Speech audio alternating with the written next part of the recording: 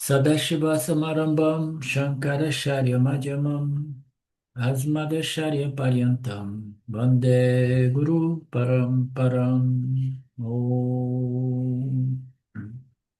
Om Shanti, Shanti, Shanti. Om Shwara. Namaste. So, 13th chapter, Gita, we have seen Krishna taking on those the two words, Kṣetraṁ and Kṣētrajña. He's taking those two together because one refers to the objects that are experienced by the subject. So Kṣetrajña means the absolute subject, which is consciousness, and the Kṣetraṁ means any object of knowledge / experience. Therefore, as we know, the physical body is an object, although it takes itself to be the subject, and that's the trouble.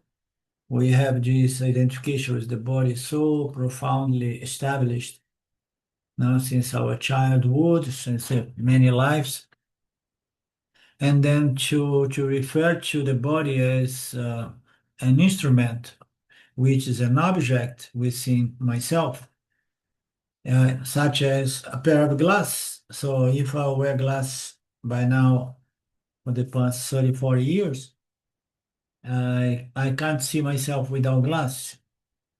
And then it's somehow an accessory or a tool, an instrument that has become integrated as the subject, Halindo.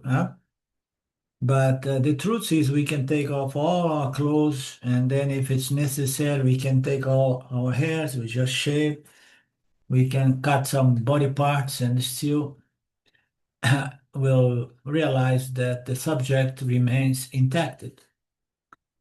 So subject and object, Kṣetraṁ and Kṣētrajña. And of course, Krishna ji deals with both together because they lean upon one another, So consciousness is conscious if it can be conscious of something. In the absence of instrument, consciousness is not really conscious of anything, meaning to say, when we are in deep sleep, with deep sleep, consciousness is still there, but it has no use because there is nothing to be witnessed, known, or experienced.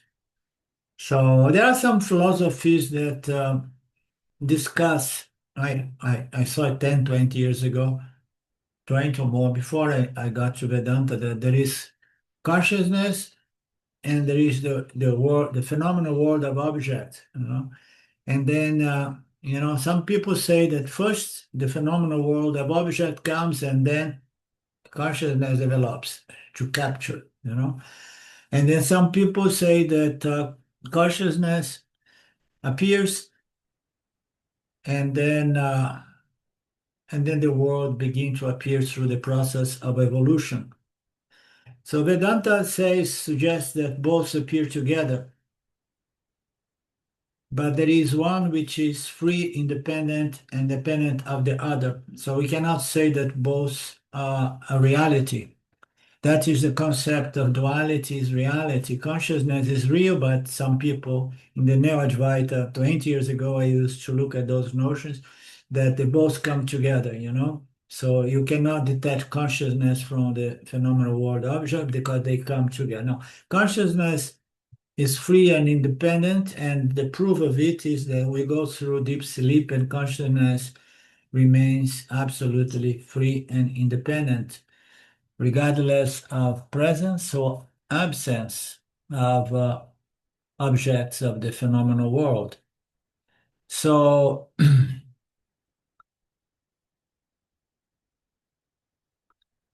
the struggle in understanding what is the phenomenal, what is consciousness in the world, is due to our profound identification with the body, and not only the body. Swami explains here, reminds us that the mind is as well is matter, and the mind is objectified by us. We can say, we can see that the mind is more like this or more like that, the quality of my mind or my intellect or my thoughts, more rajasic in our language, more tamasic, more sattvic. So therefore, the mind, the intellect, and everything within the mind is again an object. It's the most intriguing object because we capture this object called the mind through the mind itself. The mind is self-conscious. Who is going to witness and know the mind as an object? Oh, it is limitless nirguna consciousness. But nirguna consciousness is not a knower of anything, So it knows the mind through the mind. The mind is self-reflective, self-conscious. It's going to observe itself. You observe, the same way we observe our body, our psychology, we observe our thoughts. It's the mind observing itself. It's the mind observing its body. The body it is attached to. So it's very difficult to detach. And Swami puts it that in this context, Krishna is going to address Kṣetraṁ, mostly in the context of this self-investigation to the physical body. As we have seen Jagat as well, this Kṣetraṁ, but it's far there and it's not important for us to deal with it right now. We are looking at consciousness and matter is our body, and then we extend matter to the subtle body as well. We have two bodies, subtle body, physical body. The causal body also is not much relevant in this context because we are not conscious enough we are not directly conscious of our causal body, okay? Our subtle body, we are, and the physical body as well. Swami presents the fact that we are mostly attached to the idea I am the physical body. And there are reasons for that. But we are also very much attached to our mind, our notions, our ideas. People, they go to war because of attachment, not to the physical body, to their ideas, to their notions, to their concepts, to their ideologies and so on. People go to war. So the attachment with the mind, although subtle, is very profound as well. And being a subtle instrument, it's more easily incorporated as the subject. But the physical body, once we make the first steps in the spiritual, in the spiritual process or of self-discovery, let's say, we hear that you're not the body, you are consciousness. And why? Because you can see the body, you can see the hand, you can see everything. You cannot be what sees it and what is seen. So it's an object, it's not you. So the logic proves more easily that you are not the body. But then the difficulty later on is to make the same discrimination in regards to one's mind, one's Viveka Shakti, one's emotional center, and so on. Because it's very close, it's very intimate to what we believe to be. So our Viveka Shakti, our intellect is the highest center of the subtle body, is the most miraculous, let's say, phenomenon we see in the body-mind sense complex of the human jiva. So it's so subtle, it's so magical, it's so incredible that it's very difficult to reject it as my own self. So we are grossly, we are very much attached to the physical body. Why? Because we see the physical body dies. You understand? And then we hold on to it and say, I am the physical body. I don't know. I mean, I heard that I'm not the mind as well, but the mind is something so subtle, so unsubstantial. And I heard that the mind does not die. So my concern is the body, physical body. Why? Because I see people dying around me. And then we get really tied with this identification with the body. Under the fear, if I lose this physical body, I may lose everything.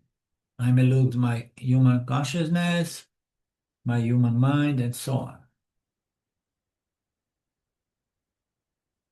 So I mean, yesterday class, my throat is hurting today, so that's why I'm talking a bit softly.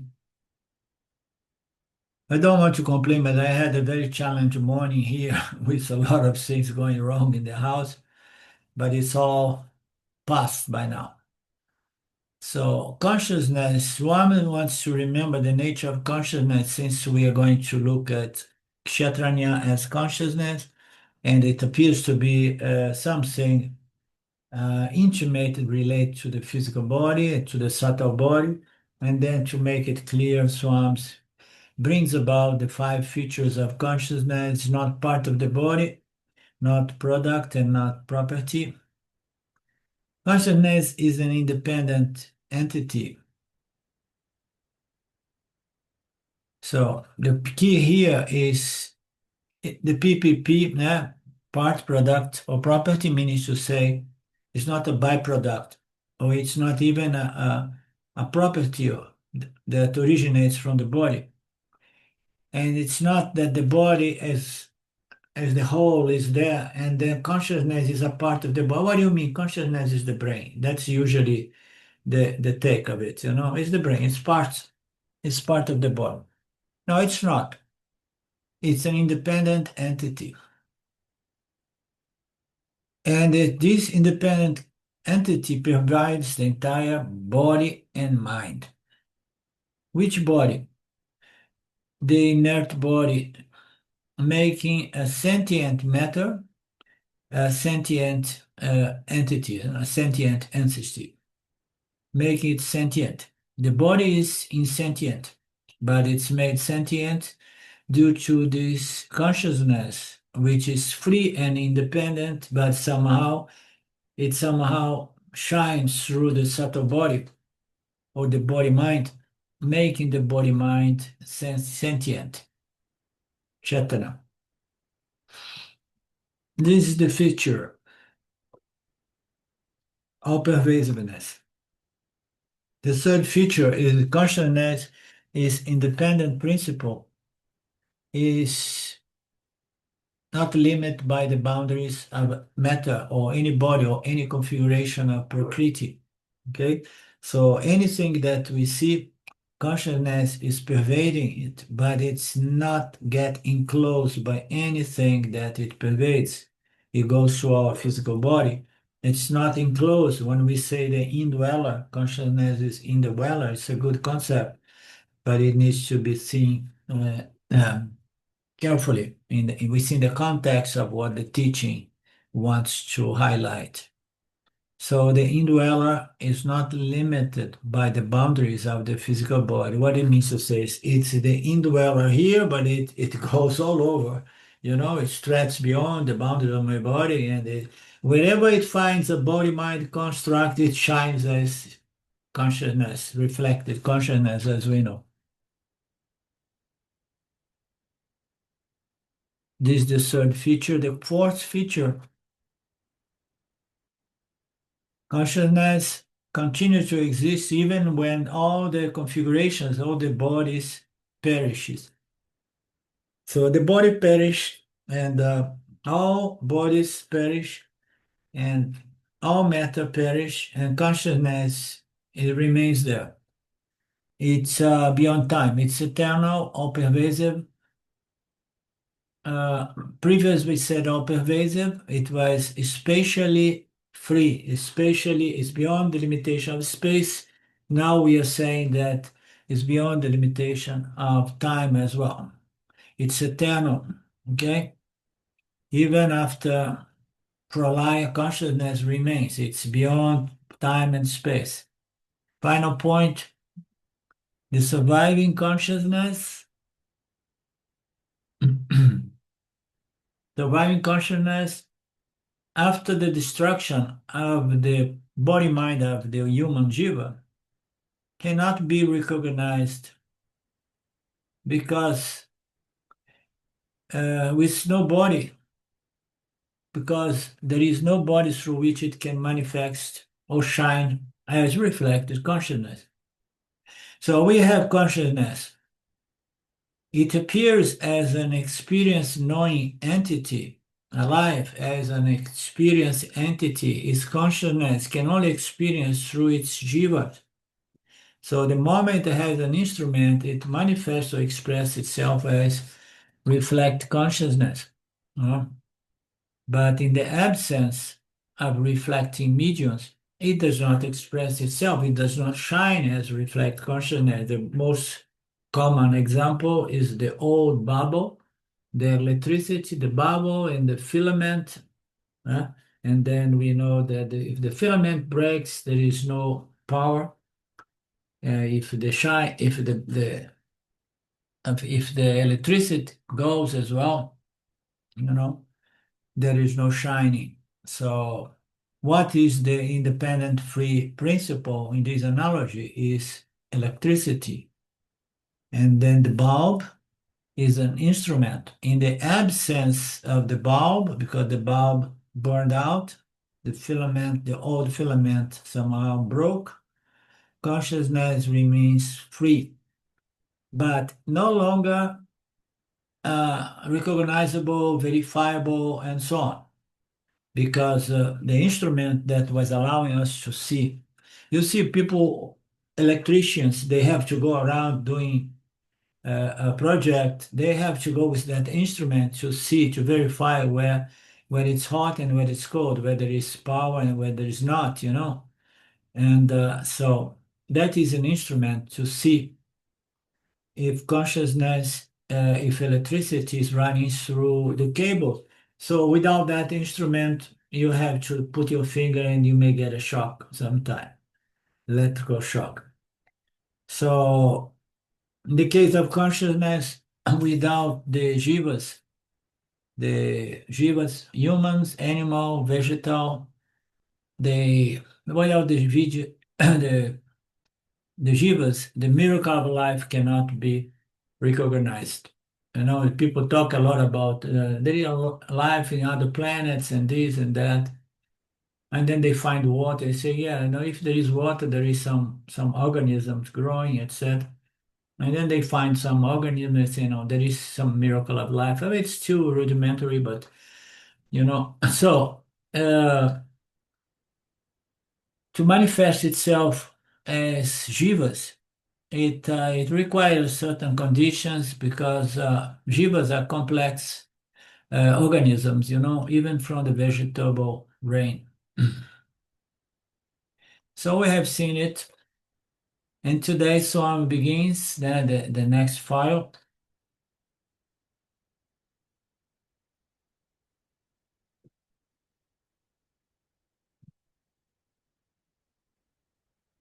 Here appear those 6 words again. 6 texts. Kṣetraṁ, Kṣētrajña, Prakriti, Puruṣaḥ, and Jñānam and Jñēyaṁ. So those are the 6 words. They take pairs.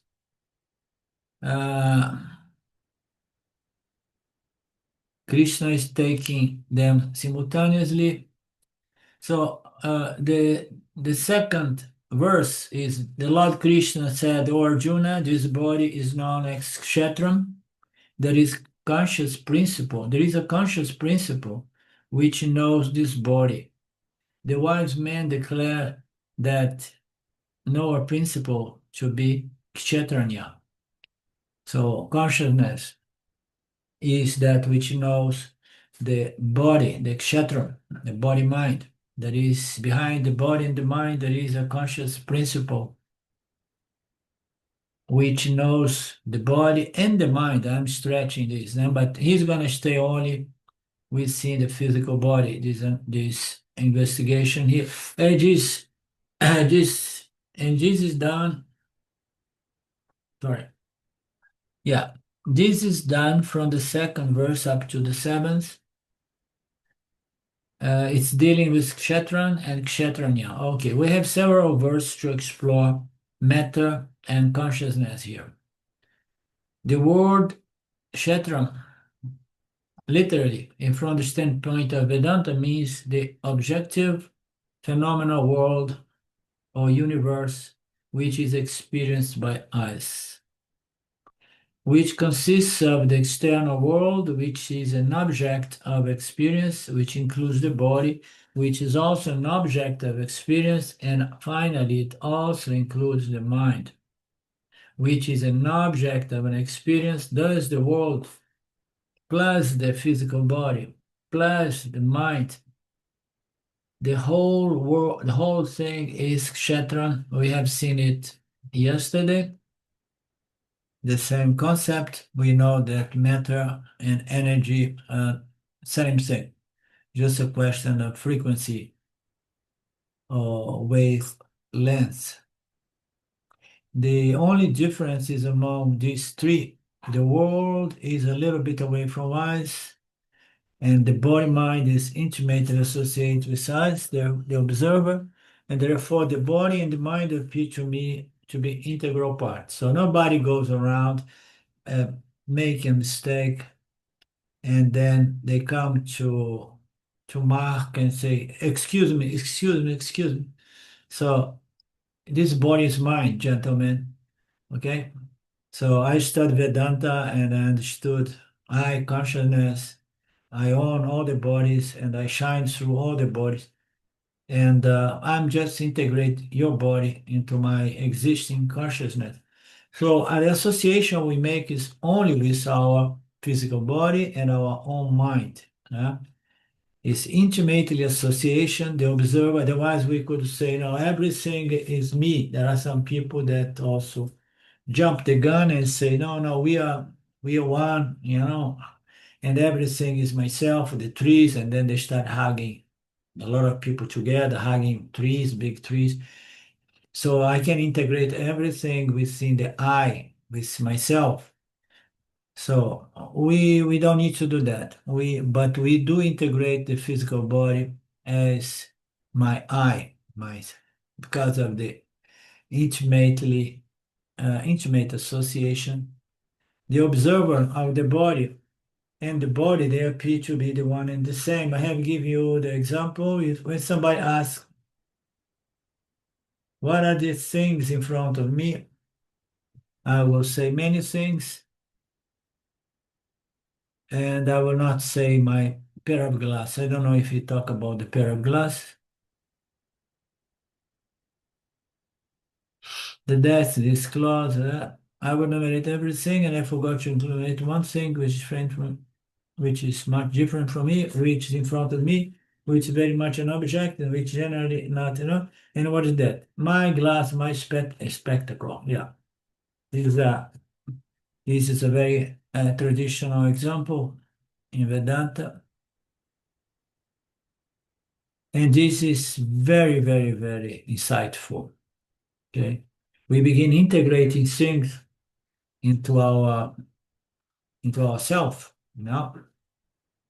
and we take the body to be the self, and then some accessories we also integrate, for example, if nowadays people who begin losing their hairs very soon, they have a different technique now that people who are bald now, I'm talking about young folks, 30 years, football players, they do some things there and then they appear with beautiful hairs, So now how you're going to detach that body from that beautiful hair that was installed on his head, it's impossible. So the same thing with the spectacle.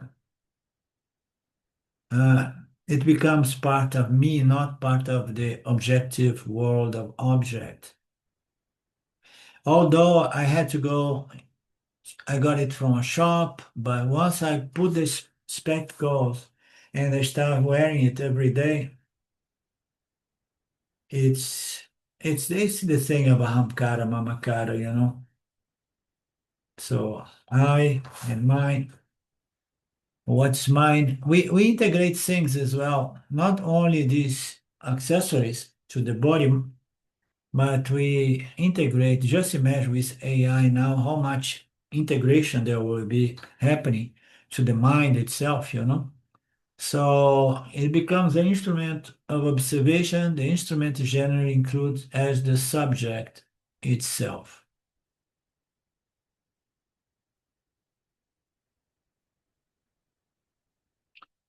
From this, we come to know an important law. An object which serves as an instrument is generally taken to be the subject itself. An object which serves as an instrument is integrally connected with the subject, and therefore, generally, we include these spectacles in the observer itself. The fact is it also an object on. So it's an object. It somehow it gets included in the subject, and so you know where all of this is going, huh?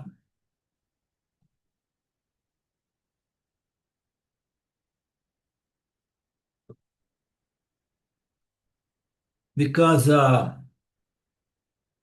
physical body, as we know over and over and over again, is an instrument by which consciousness experiences the world, experiences this duality, knower and known, experiencer and experience.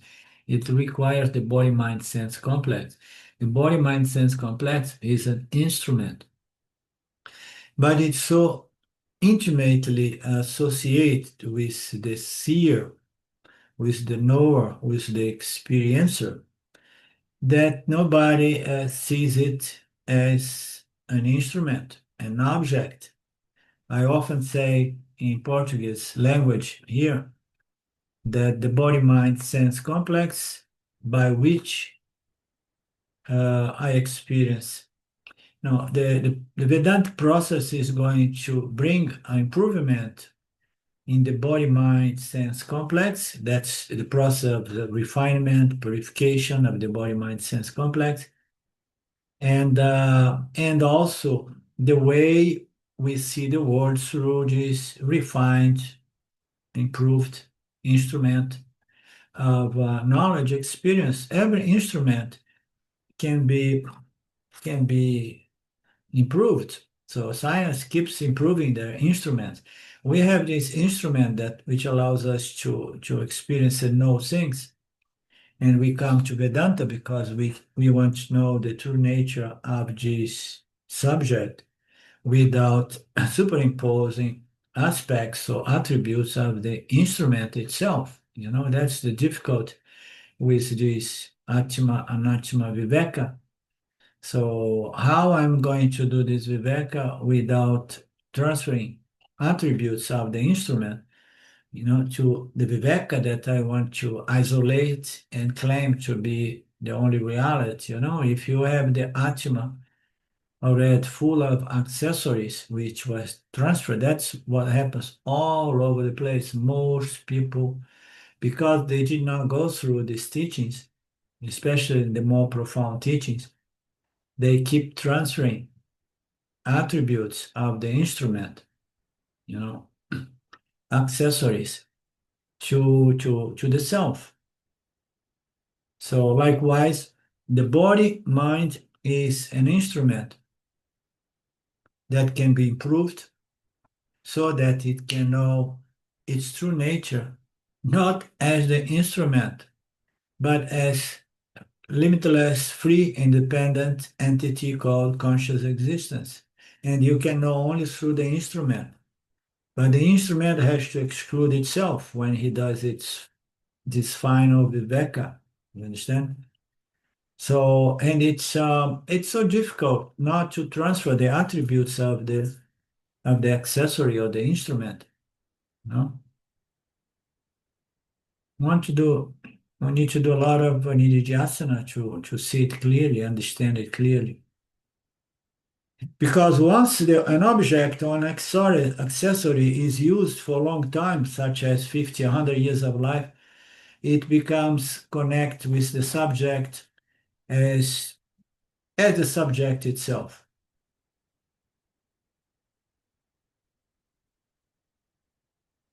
Vedanta says the body is also an instrument, I already anticipate, through which I observe, experience, and know the world of objects. The mind is also another instrument. It's always better to see the body, mind, sense complex as the instrument by which consciousness become an experiencing entity. So the body, mind, sense complex is an instrument that observes, experiences, and knows the world of objects.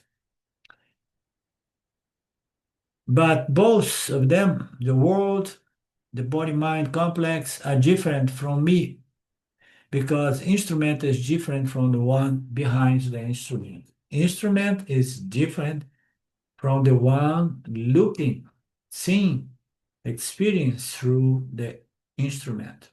Okay, it's put behind the instrument. Consciousness is all pervasive. So, but somehow it shines in the body-mind sense complex, producing sentience, and this sentience is going to use this instrument to experience and know the phenomenal world.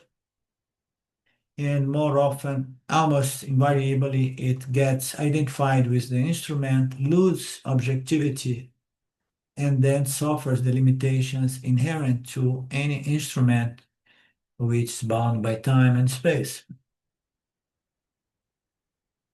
That's why when I am using the body and the mind during the waking and dream states, I experience the external world. When in deep sleep, I'm no more operating through the body-mind complex. I do not experience the world. So the dream states is the one in which I don't use any instrument to know anything. So the body is a sort of spectacle, as it were. One glass of a spectacle, mind is another one. So it's like a pair of spectacles. That's a nice construct of the body mind, the two glasses. So when both of them are used, I experience the world, the body and the mind. That's a nice one. I don't remember this one when I did it. I did this in Portuguese. This is very nice.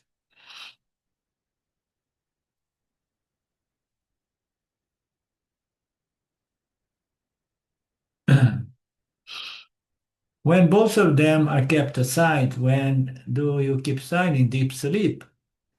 I do not see anything because they are off somehow. Okay? So they are off. I mean, the mechanism by which it goes off, we are not going to go into the details, but it's lack of sattva guna, and then there is no reflection. There is no medium reflecting consciousness inwardly or outwardly. So we're not going to go there, but this all to do with the configuration of the gunas. So when I'm in deep sleep, consciousness does not shine inwardly or outwardly. Therefore, I don't have the instrument to experience duality or objects. Therefore, Vedanta says body is also an object, mind is also an object. Both of them serve as instrument, and therefore they appear to be an integral part of the subject. So we did the Drigdrisha Viveka, and we have seen those steps, who is the seer, who is the ultimate seer, So it appears to be the physical instruments of perception, and then it keeps going, the mind, until we go to the intellect. Behind the intellect, there is limitless consciousness. Since the body is also an object, mind is also an object, both of them should be included in Kṣetraṁ, but instead we include it in Kṣetrajña. Why so? Why so? Maya produced this avidya, excess of tamoguna and rajoguna, that somehow reverse things, you know. The subject is seen as an object, and object elements of the universe are transferred as the subject. Thus, Kṣetraṁ consists of three portions: the world, the body, and the mind. And of these three, Krishna enumerates only the body in this verse because our identification with the body is stronger. And therefore, Krishna highlights the body part in this verse.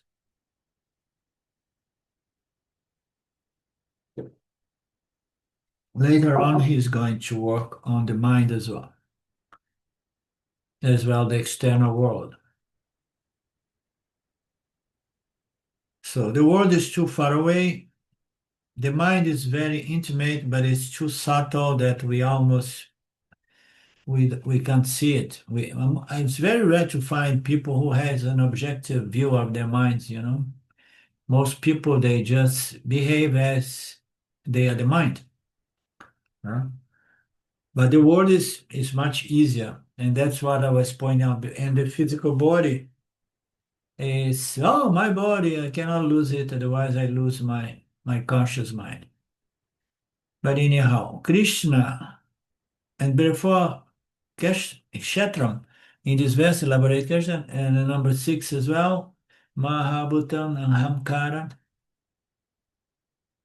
Kṣetraṁ, he briefly enumerates only one of them. What is that? In the later verse, number 6 and number 7, he's going to go into the Ahamkara. You want to translate this one, you guys? This 2 sentence? We have desire and aversion, icha, dvesha, and sukham, dukkam, pleasure, pain, of course. The mahabhutam, gross elements, ahamkara, ego, of course. Okay.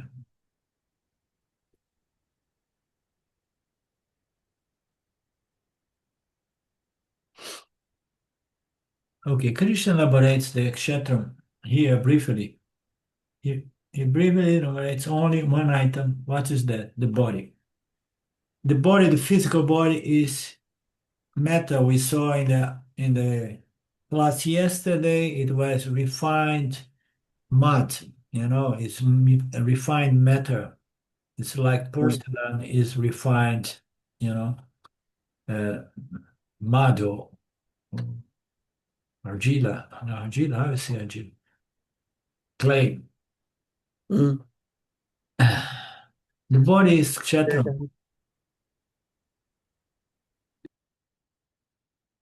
which is different from the body, Kṣetrajña, which pervades the body and makes the material body a living being, a sentient being, and that invisible principle, like the invisible electricity, which makes the fan and everything else go around, function. That's the invisible principle behind the visible mic and everything else is the electricity principle. In the same way, behind the physical material body, the invisible principle called consciousness of conscious nature, and that invisible consciousness is called Kṣetrajña here.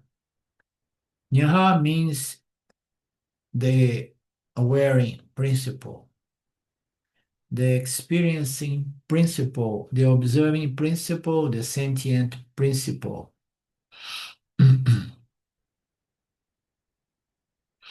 Okay. Therefore, the first job in Vedanta is understand that the individual is a mixture of two things. the physical body and consciousness. Just as recognizing the fan is a mixture of two principles, electricity and the visible fan. Mere electricity will not produce an effect. We need a medium, utensil, or not utensil, as appliance, or any electrical device to produce an effect, such as the breeze coming from the fan. Fan alone cannot produce the breeze. Electricity alone cannot do the job. So it's a combination of both. So the same way consciousness alone cannot produce jiva sentience, the physical body of all jivas alone cannot produce jiva's sentience. We need both. It's such a simple logic that proves that we are a mixture of both. The functioning individual, the alive individual, not the mere body, not the mere consciousness. Consciousness by itself cannot transact as a sentient being. The body without consciousness is just dead, cannot move, cannot do anything. The transacting entity is a mixture of consciousness and clay, matter. And here Krishna calls them Kṣetraṁ and Kṣētraṁ, consciousness and matter. In the second chapter of the Gita, they called it Deha and Dehi. Do you remember? No, Swamiji, I'm sorry. I'm a bad student.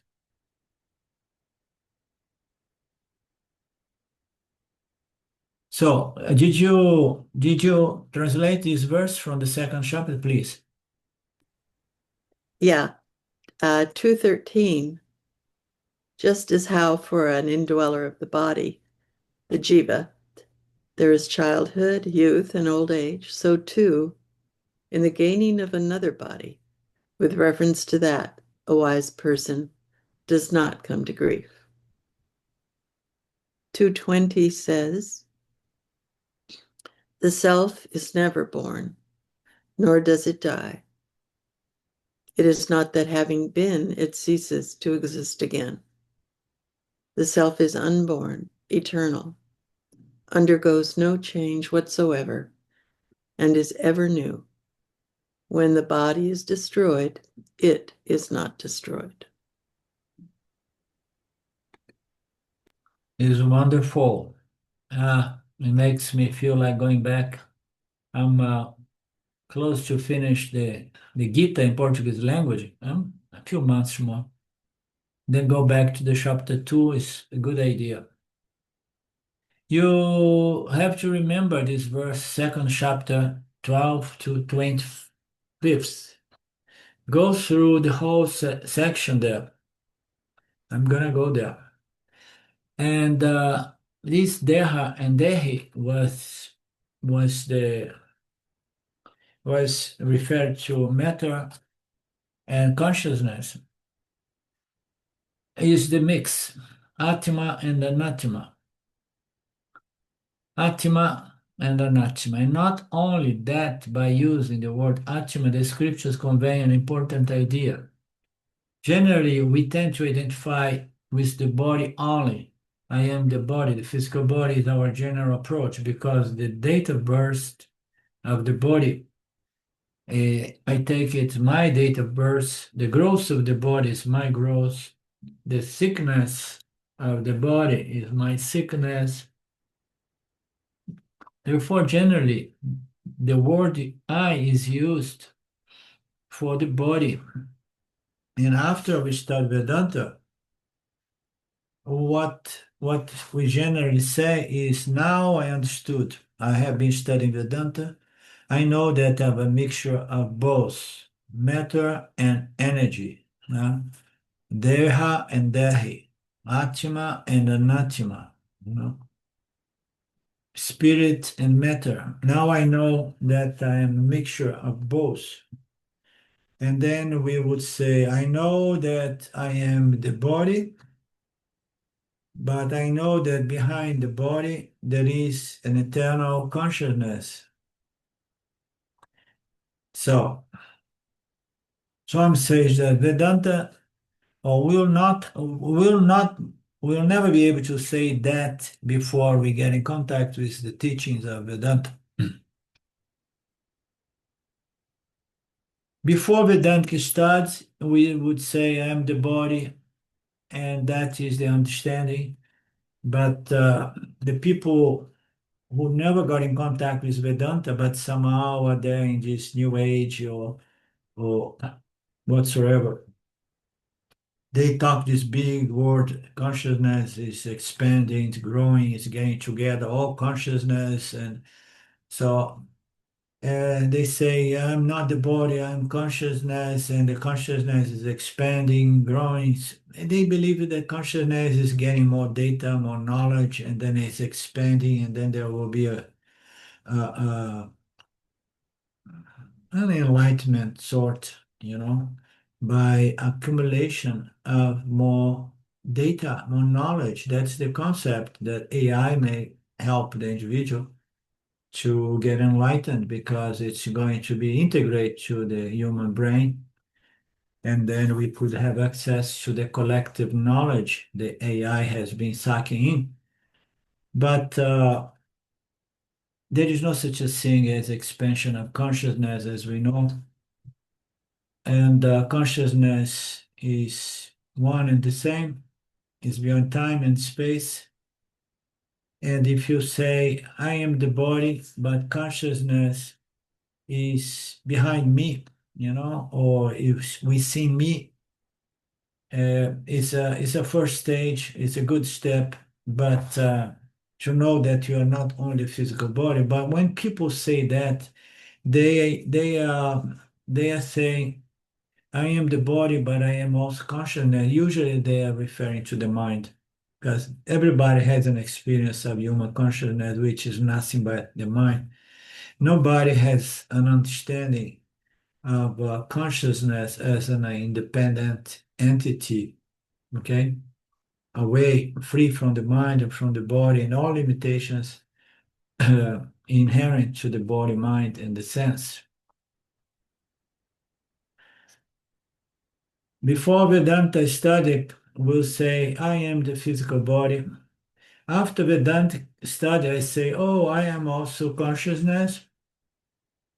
And I understood that consciousness is an independent entity, but almost invariably, I take human consciousness to be this consciousness by transferring attributes from the mind to consciousness.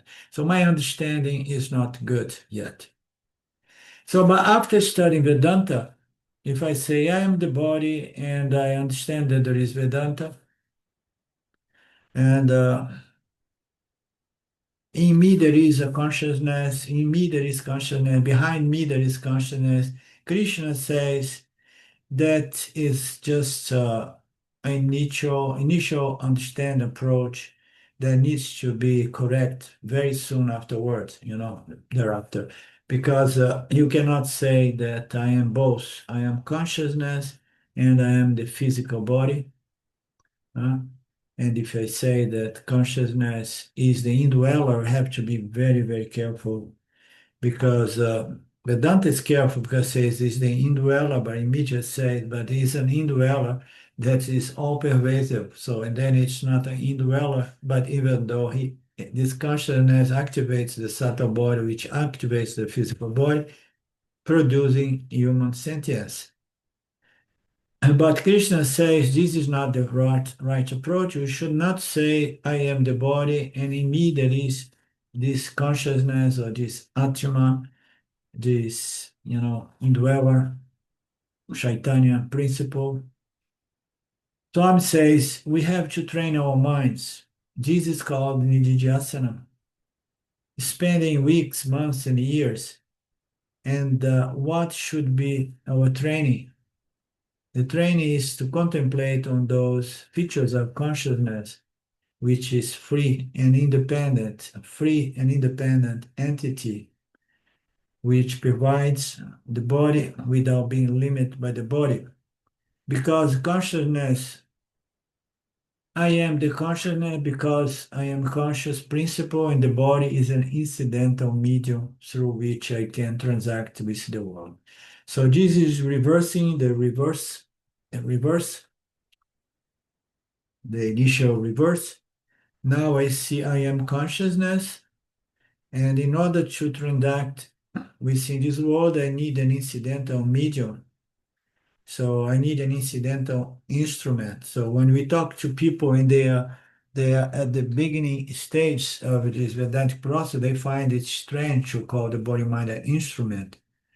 So you have an incidental instrument, medium, called the body-mind-sense complex, and it's going to go. Okay, it serves for a time being to transact in the world, to try to extract some wisdom from experience. So I am the conscious principle, and to me, I was given, it was provided an incidental instrument through which I convert experience into spiritual wisdom. Therefore, instead of saying I am the body with an Atma, I should learn to say I am the Atma or consciousness with an incidental body, mind. And since the body is only an incidental medium, because the body in this case, you take the body to be the Atma, your being, it's more traumatizing because you see that this body dies, it's incidental medium. So since the body is only an incidental medium, I'm willing to accept the fact that this medium is bound to go back to the world of the elements, Kṣetraṁ, the external world. So this is an instrument. If I see the body objectively, I can more easily accept the fact that every construct that serves as a medium is bound by time. It's a birth and a death. It has come from the world. It's something to be used temporarily. We have to give it back to the world. And when we give it back to the Kṣetra, the world of the elements, I, consciousness, the Kṣetrajña, the invisible consciousness, will continue to survive. Electricity will continue to survive. And electricity is a principle which is equal to zero if it does not produce an effect. Consciousness without jivas, is a conscious sentience principle which does not serve for anything within the mithya duality. So I, the Kṣetrajña, the invisible consciousness, will survive. And this is a point that a lot of people have trouble, because what is the point of survivance consciousness if it has no use? Why we have this consideration, this problem? Most people. I wrote recently. I did not publish in the Shine World thing because I don't want to poke on Sundari and Ramji. But it was about that. The most difficult thing when people go to this level of inquiry and they understand that our true nature as consciousness will exist forever, but without knowing or experiencing anything. So you lose your physical body, consciousness remains free and intact because it's beyond time and space. But the problem is I want to realize that I am this free, independent, limitless consciousness. But now I'm learned that this consciousness experiences nothing. It only experiences through the instruments called the body-mind sense. So, and then I'm gonna lose my body, mind, sense, and I have my true identity in consciousness as consciousness. But I cannot experience anything anymore. I cannot know anything anymore because I'm not an entity, an experience knowing entity. And for people, this is the most difficult part. They don't accept that. And why not? Why not? Can you answer me? We love Because experience. Go ahead, Mark. I was going to say because they're too attached to the body-mind entity, but yeah, experience. Yeah, it's because we have a vasana for experience as the mother of all vasanas, you know? Yeah.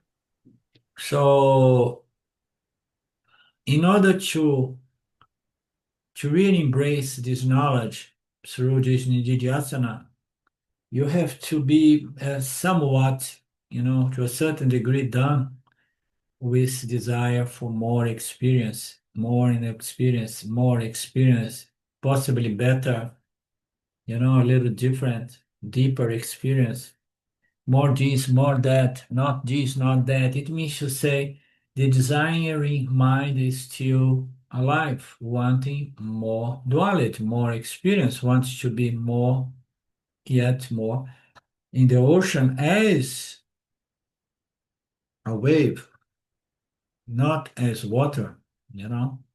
So I don't want to just claim my nature as water, the true nature of the ocean and all other waves and whatnot.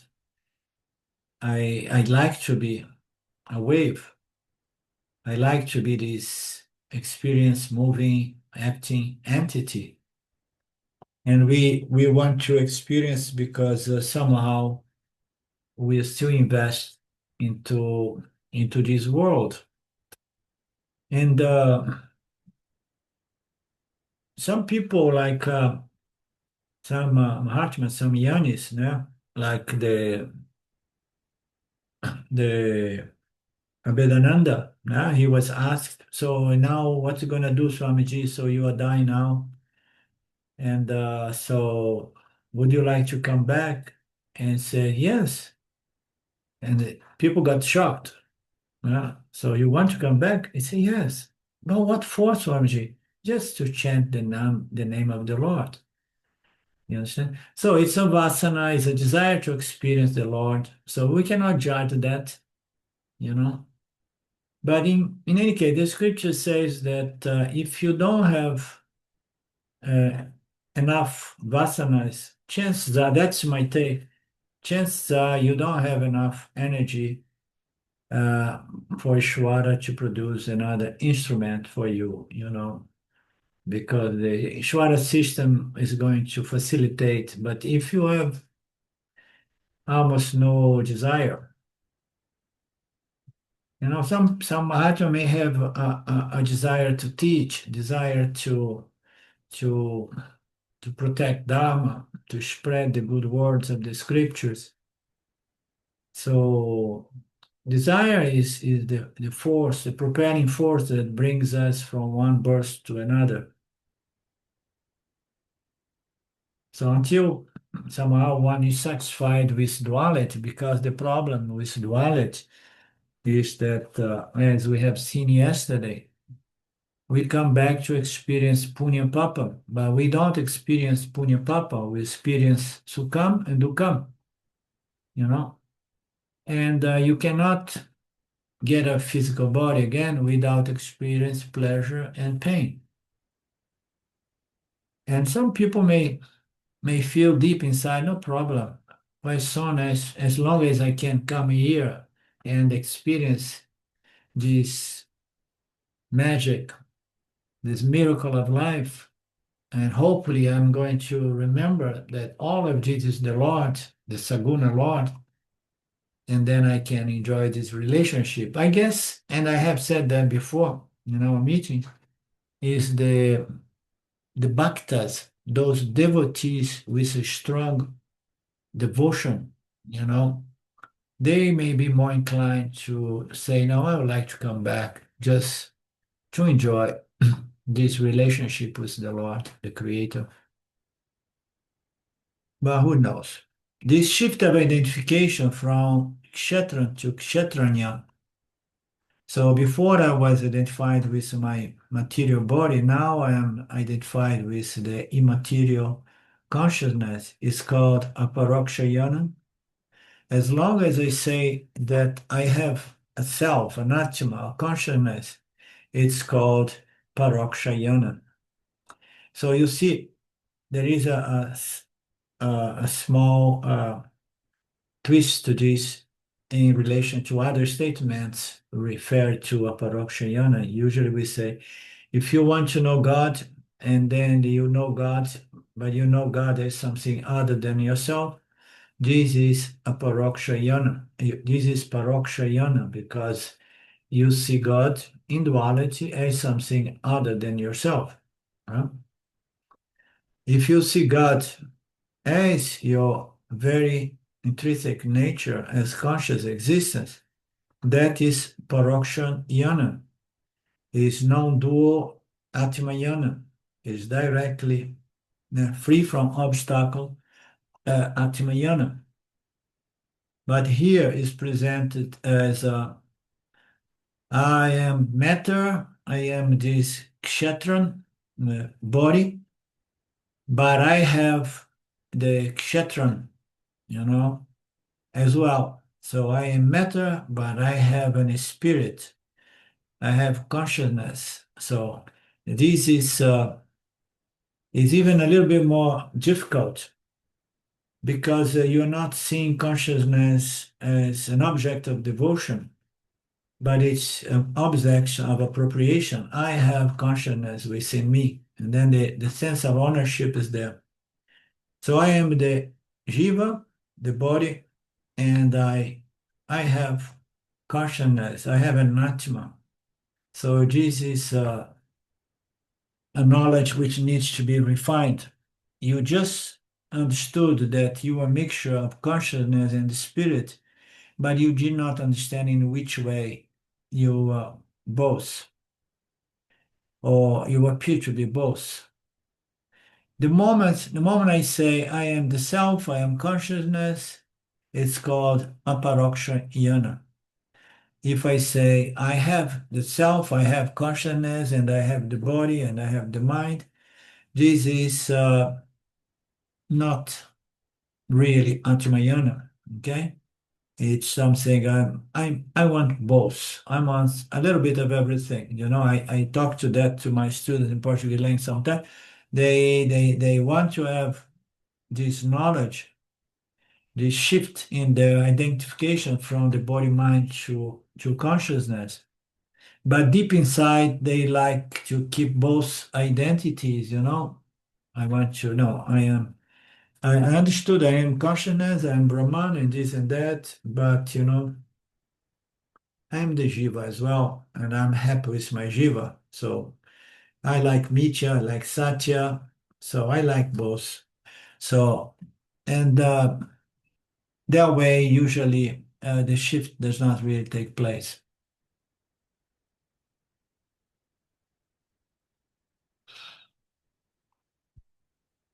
If you have a sense of possession to I have or I am, is one thing. I have consciousness on my side is a problem. I am consciousness is direct knowledge which liberates the individual from samsara. Okay, I'm sorry I'm a little bit slow and tired today. I hope nobody fell asleep. Sylvia, did you fall asleep a little bit? No, not today. Okay. Om Purnamada Purnamidam Purnamudachyate Purnasya Purnamadaya Purnameva Vashishyate Om Shanti Shanti Shanti Om Namaste. Are we okay? Good for Monday? No, Lynn, Monday you are still there, and then Thursday and Friday next week. Yes, please. Okay, Yeah. good. See you soon. Thank you. Bye-bye. Bye. Okay, great. Thanks, Alinde. See you next week. Okay, bye-bye.